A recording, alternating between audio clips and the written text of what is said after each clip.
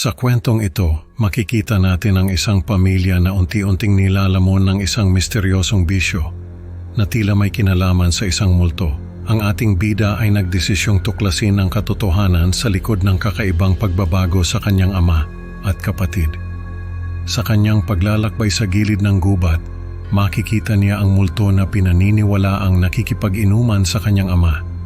Pero ang tanong, kaya ba niyang iligtas ang kanyang pamilya mula sa nakakatakot na anino ng multong ito? Umuwi ako sa amin sa probinsya para magpasko. Ang tagal ko nang hindi nakauwi sa amin, siguro halos 2 taon na.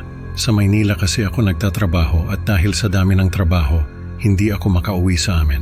Pero noong Pasko, sabi ko, kailangan makauwi ako sa amin. Miss na miss ko na ang pamilya ko. Pagdating ko sa amin, parang ibang tao na si Papa. Lagi siyang nakaupo sa sala, hawak ang bote ng alak. Hindi na siya naliligo, hindi na rin kumakain. Ang laki ng pinayat niya at yung buhok at bigote niya parang wala nang pakialam.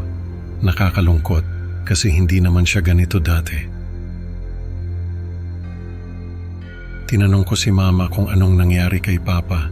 Sabi ni Mama, hindi raw nila alam kung anong nangyari kay Papa. Basta isang araw, umuwi na lang daw ito galing sa bukid na lasing na lasing. Tapos, simula noon, hindi na ito tumigil sa pag-inom. Nagtatrabaho pa rin naman daw si Papa sa bukid pero pag uwi nito, lasing na naman. Tapos, magdadala pa ng alak galing sa bayan at iinumin yun hanggang sa makatulog. Nagtaka ako kasi hindi naman ganon si Papa. Sabi ni Mama, baka raw may problema si Papa, pero hindi naman daw ito nagsasalita. Tinanong ko rin si Ate, yung panganay namin. Sabi niya, hindi rin daw niya alam kung anong nangyari kay Papa, pero may naririnig daw siyang usap-usapan sa baryo na si Papa raw ay nakikipag-inuman sa isang multo. Natawa ako nung sabihin yun ni Ate. Sabi ko, imposible naman yun. Sabi ni Ate, hindi raw imposible kasi marami na ang nakakita kay Papa na nakikipag-usap sa isang lalaki habang naglalakad sa gilid ng gubat. Nakita ko na yung sinasabi niyang gilid ng gubat. Yun yung part ng kalsada na papunta sa bukid. Sa isang linggo na nandoon ako, si Ate ang nag-aasikaso sa lahat. Si Mama kasi medyo may edad na rin.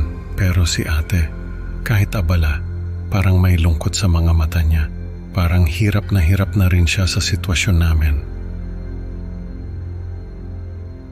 Si Ate ang nagluluto, naglalaba, naglilinis ng bahay at nag-aalaga kay Papa. Pero napansin ko rin na lagi siyang nakasilip sa bintana, lalo na kapag hapon. Tapos, kapag nakita niyang parating na si Papa, lalabas siya ng bahay at sasalubungin si Papa. Pagbalik nila sa bahay, makikita ko na yung galon ng alak na dala ni Papa ay wala na. Tapos, si Ate ay parang malungkot. Hindi ko na lang pinapansin kasi baka isipin ni Ate na pinapakialaman ko siya.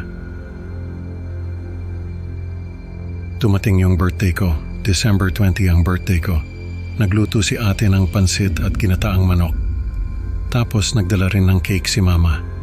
Nung gabi, naghanda kami sa mesa. Tapos, hinanap ko si Papa. Wala siya sa bahay. Sabi ni Ate, nasa bayan daw at may binili lang. Naghintay kami kay Papa. Pero hanggang sa matapos na yung handaan, wala pa rin si Papa. Nung gabing yon, hindi ako makatulog. Iniisip ko kung anong nangyari kay Papa. Tapos naalala ko yung sinabi ni Ate na nakikipag-inuman daw si Papa sa isang multo. Natawa ako kasi naisip ko na baka totoo nga yun. Siguro, kaya hindi umuwi si Papa ay dahil nagiinuman pa sila ng multo. Kinabukasan, naghahanap pa rin si Papa. Sabi ni Ate, baka raw nasa bukid lang at nagtrabaho ng magdamag. Naghintay kami hanggang sa dumilim na naman, pero wala pa rin si Papa. Nag-aalala na si Mama kaya sabi ko, ako na ang maghahanap kay Papa. Tapos naisip ko na baka nasa gilid ng gubat lang si Papa at nakikipag-inuman sa multo. Kaya sabi ko kay Ate, sasamahan niya ako na hanapin si Papa. Pumayag naman siya pero sabi niya hihintayin na lang daw niya ako sa may kalsada. Naglakad ako sa gilid ng gubat, tinatawag si Papa. Biglang may nakita akong sapatos, ang sapatos ni Papa. Pinulot ko agad tapos nakita ko yung punit na tela na nakatali.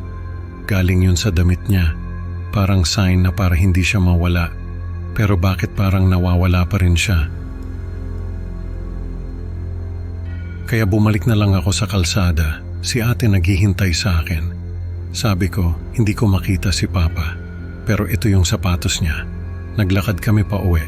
Tapos napansin ko na si ate ay may hawak na bote ng alak. Iniinom niya yon habang naglalakad kami. Hindi ko na lang pinansin. Pero sa isip ko parang may mali. Ilang araw na hindi pa rin umuuwi si Papa. Naghahanap pa rin siya. Pero wala pa rin. Tapos napansin ko na si ate ay lagi na rin umiinom. Yung bote ng alak na hawak niya nung gabing hinanap namin si Papa, hindi na nawala sa kanya. Parang hindi na rin naliligo si ate, hindi na nag-aayos, hindi na naglilinis ng bahay. Si Mama na lang ang gumagawa ng lahat ng trabaho. Natakot ako. Kasi parang si ate ay nagiging katulad na rin ni Papa. Hindi ako pumayag na ganoon ang mangyari sa pamilya namin. Kaya sabi ko sa sarili ko, hahanapin ko si Papa at yung multo na nakikipag-inuman sa kanya. Pagkatapos, sisitahin ko yung multo na yon at sasabihin ko sa kanya na tigilan na si Papa. Nung bisperas ng Pasko, nagdesisyon ako na hanapin si Papa. Sabi ko kay ate, sasamahan niya ako. Pero sabi niya, doon na lang daw siya sa bahay. Hindi ko na lang pinilit kasi alam ko na nakainom na naman siya. Alam ko na sa gilid ng gubat ko matatagpuan si Papa. Kaya doon ako nagpunta, naglakad ako sa gilid ng gubat. Tinatawag ko si Papa. Pero wala pa rin hanggang sa makita ko yung multo sa may kalsada. Nakatalikod, nakasuot ng puting damit. Pero yung presensya niya parang may bigat na nakakatakot. Parang ang lamig ng hangin at parang may bumubulong sa paligid. Naglakad siya papasok sa gubat. Sinundan ko siya. Naglakad ako ng naglakad. Tinatawag ko si Papa. Pero wala pa rin sumasagot. Hanggang sa makita ko yung lugar na puno ng mga basyo ng bote. Ang daming bote na nakakahalat. Sabi ko, ito siguro yung tambayan ni Papa. Dito siguro sila nagiinuman ng multo. Naglakad ako, tinatawag ko si Papa. Hanggang sa makita ko siya. Nakaupo siya sa sanga ng puno. May kausap siya, yung multo. Doon ko napatunayan na totoo nga yung mga chismis na nakikipag-inuman si Papa sa multo. Tumakbo ako pa uwi. Natatakot ako kasi baka habulin ako ng multo. Pero natatakot din ako kasi alam ko na may problema si Papa. At dahil sa problema niya, nahatakpan niya si ate. Pagdating ko sa bahay, nakita ko si ate na nakaupo sa sahig. May hawak siyang bote ng alak.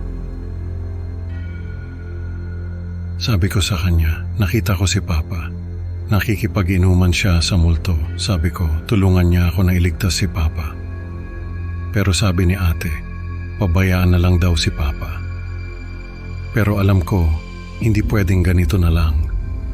Kailangan kong tulungan si Papa at si ate, makawala sa bisyo nila at sa multo na yon. Sabi ko sa sarili ko, kahit mahirap, gagawin ko ang lahat. Hindi ko sila pababayaan. Sa mga sumunod na taon, unti-unti kong natulungan si Papa at si ate na makawala sa bisyo nila. At hindi lang sila, pati na rin yung ibang tao sa baryo namin na nakikipag-inuman din sa multo na yon. Hindi ko alam kung paano ko nagawa yon.